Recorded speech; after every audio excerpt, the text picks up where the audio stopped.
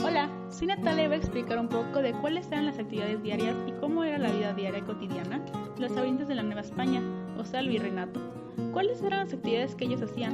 Durante la primera mitad del siglo XVIII, las poblaciones en México eran pequeñas y poco pobladas.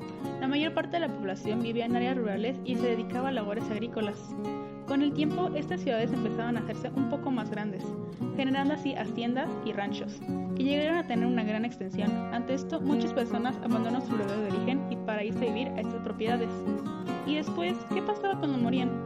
¿En qué creían? La religión católica profesada por los habitantes de México en general y por los de Valle de Toluca en particular, y especialmente en todo México virreinal, impactó en su quehacer diario, generó lógicamente una serie de costumbres y normas que se convertían en rituales de trascendencia social, personas que se preocupaban más allá del mundo terrenal, por la salvación de su alma, su concepto de la muerte y de más allá de generar actitudes reflejadas en su vida cotidiana. ¿Y cómo era su vida cotidiana? La vida cotidiana, especialmente de las mujeres en la época virreinal, depende de su nivel socioeconómico y dónde habían nacido.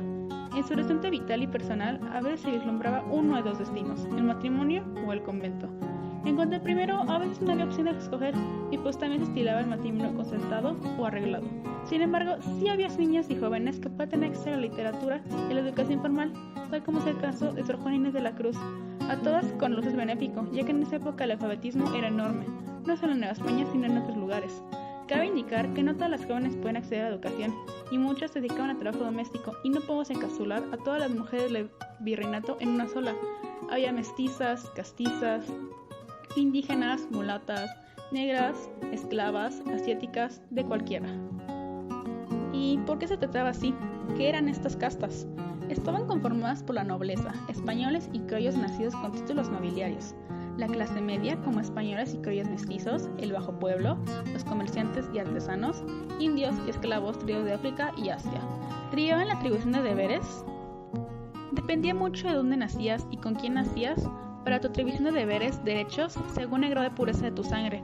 Por lo tanto, en América Hispana, el concepto de castas aplicaba solamente sobre descendientes de las uniones, en una sociedad interracial dominada por españoles, pero con escasa presencia de mujeres españolas, el mestizaje se vio favorecido. Muy pronto se justificó el principio de rico de limpieza y blancamiento de sangre. Se creía que la mezcla de los blancos con los indígenas podía resultar eventualmente en una formación de descendencia blanca. De esta creencia estaban excluidos los negros, a quienes se les responsabilizaba de manchar la raza. ¿Y cómo se educaban estas personas? La educación la llevaban a cabo los religiosos como agustinos y franciscanos. Las mujeres pocas veces podían llegar a una educación por medios religiosos, toda reservada especialmente para españolas, criollas y algunas mestizas. Y obviamente estas cosas, algunas personas solamente se dedicaban a ser doctores, algunas cosas sobre matemáticas y especialmente cultura y arte. Pero, pues, ¿cómo se divertían? Comenzaron a organizarse fiestas religiosas y civiles que servirían para enseñar el cristianismo a todos los habitantes, mantener la cultura y mantener las raíces y mantener bajo el control a todo el pueblo.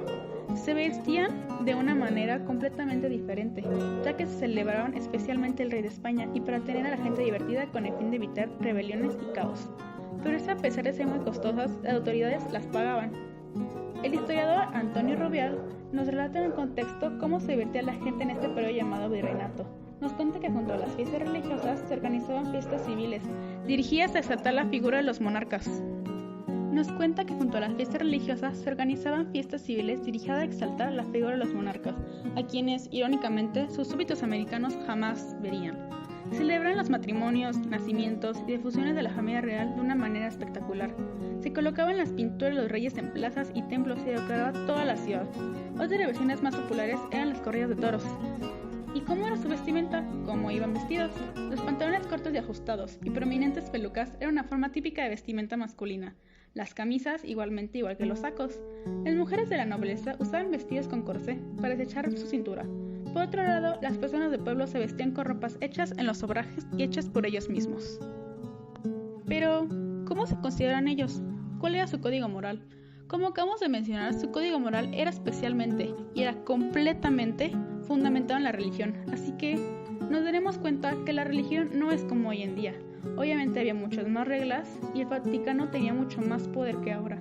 Entonces, pues era obvio que iban a especializarse más en concentrar a la población en una sola.